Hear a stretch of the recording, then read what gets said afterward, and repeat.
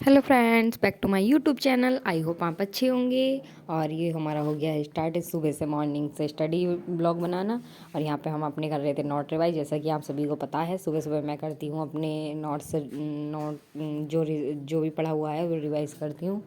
तो यहाँ पे मैं अपने नोट्स रिवाइज कर रही थी, जो ये ज्योग्राफी के हैं, जो मैंने द ऑफिसर अकेडमी से बनाए थे। द ऑफिसर अकेडमी का मैंने कोर्स ले रखा था, तो उससे मैंने ये बना लिए थे ज्योग्राफी के। इंडियन और वर्ल्ड दोनों का, इसमें इंडियन और वर्ल्ड ज्योग्राफी दोनों के नोट्स हैं ये। और यहाँ पे मैं फटाफट रिवाइज कर रही थी, क्योंकि नोट्स बनाने का तभी फ़ायदा है जब हम उसे मल्टीपल टाइम रिवाइज कर सकें।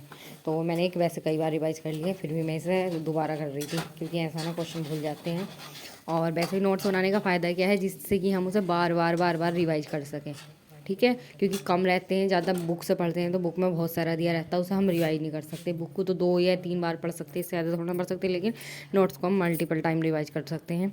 जैसे कि मैं यहाँ पे बैठी अपने नोट्स रिवाइज कर रही थी, आपको देख सकते हो मेरा मैप लग रहा है। जब यूपी पुलिस का पेपर था तब मैंने यूपी का मैप लगाया था, और बिहार वाला मैप भी है मेरे पास, लेकिन मैं उसमें से देख देख के अभी चिपकाया नहीं है मैंने, क्योंकि उसे मैं अभी अच्छे से समझ रही हूँ, इतना पता नहीं चल रहा उसमें।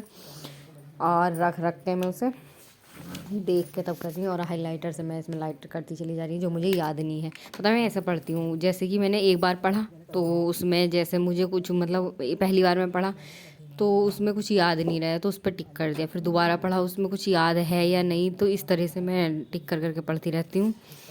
और जब मैं जैसे एक बार पढ़ा दोबारा पढ़ेंगे उसे, तो मतलब नज़र पहली बार उसी पे जाएगी जो हमने हाईलाइट कर रखा, तो वो हमारी याद हो जाएगा। तो इस वजह से मैं ऐसे पढ़ती हूँ। आप सभी कैसे पढ़ते हो कमेंट में बताना। और यहाँ ये फटाफट मैंने रिवाइज कर दिए, जो 4-5 पेज पढ़े थे इसके मैंने आधा घंटे में। और देख सकते हो आप, जैसे मैं हिल हिल के पढ़ ली हूँ, आगे पीछे हिल हिल के। मतलब थोड़ा सुबह सुबह का टाइम था, तो थोड़ा ठंड भी हो रही थी। और यहाँ पे हमने रिवाइज करना कर दिया था स्टार्ट। और गाइस, आप किस चीज़ की तैयारी कर रहे हो? और एग्ज़ाम की डेट तो आप सभी को पता है, आ गई है। और 11th-12th वालों की अभी आई नहीं है, तो उनके लिए और टाइम मिल गया। और यहाँ और 11th-12th वालों की भी डेट नहीं आई है, तो उनके लिए और टाइम मिल गया। आज जो हो गया 4 मार्च हो गई, और 4 मार्च यानी कि 15 में पेपर है, तो कितने दिन? 11 दिन। 11 में भी एक दिन काट दो तो 10 दिन बचे हैं। और 10 दिन में जो अच्छे से पढ़ लेगा ना, बस उसी के नंबर ज़्यादा हो जाएंगे। जिसके नंबर कम आ रहे हैं वो बार बार प्रैक्टिस करो। मेरे भी कम आ रहे हैं, मैं भी प्रैक्टिस कर रही हूँ, लेकिन इतना बार बार टेस्ट लगाओ। जो उनसे मतलब जो उन सभी सब्जेक्ट वीक है उसे पढ़ो, किसके क्वेश्चन ज़्यादा गलत जा रहे हैं, क्योंकि बीपीएससी का पेपर ऐसा हलवा तो आता नहीं है, अच्छा खासा पेपर आता है। और आज का मेरा टारगेट जो है, मुझे आज जो पढ़ना है, मैंने हिस्ट्री 2-3 दिन से इतनी पढ़ ली है, ज्योग्राफी वगैरह काफ़ी सारी पढ़ ली है। मुझे सही भी लग रहा है, क्वेश्चन भी हो रहे हैं उसके। आज से मैं जो मेरा स्टार्ट है, 1 घंटा मैथ, 1-1.5 घंटा मैथ करूँगी। और रीजनिंग करूँगी, मतलब रीजनिंग तो ज़्यादा नहीं करूँगी, थोड़ी करूँगी, क्योंकि रीजनिंग मैंने अभी बहुत इतनी पढ़ ली है कि बहुत। और मैथ पढ़ूँगी 1-1.5 घंटा।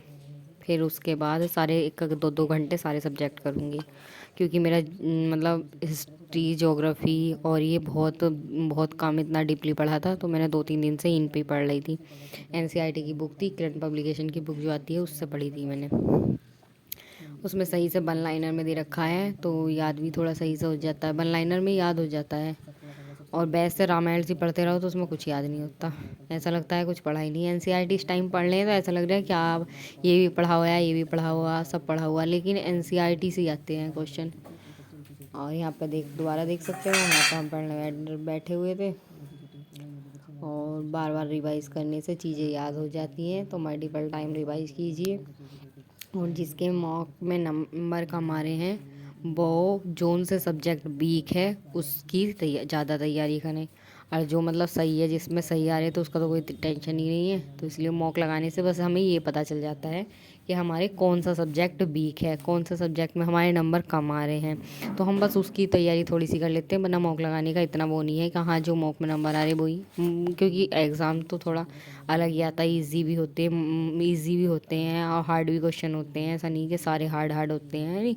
और मॉक का तो आंसर है, कोई कोई पता नहीं कहाँ कहाँ से क्वेश्चन रखे हुए हैं, मॉक में मिलते भी नहीं हैं, तो इस वजह से। और पेपर तो मतलब सही आता है, ऐसा नहीं कि ज़्यादा हार्ड ही होगा, ज़्यादा ईजी होगा। तो इस वजह में मॉक में किसी के नंबर कम आ रहे, ज़्यादा टेंशन मत लो। और बस ये देख लो कि अपना कौन कौन से टॉपिक हैं ऐसे जो गलत हो रहे हैं, उन्हें रिवाइज कर लो। बस यही है। और यहाँ पे देख सकते हो आप, मैं बार बार से हाइलाइटर लगा लगा के याद कर रही थी। और ज्योग्राफी में वैसे मेरा सही सही हो चुका कि इतनी गलती मतलब कम गलत हो रहे हैं, लेकिन इतने नहीं हो रहे जो ए बीज बेसिक और सारे ये सब तो सही हो रहे हैं। और यूट्यूब पे सारे इतने सारे लोग पढ़ा ही रहे। और आज का ब्लॉग यहीं एंड होता। Bye bye.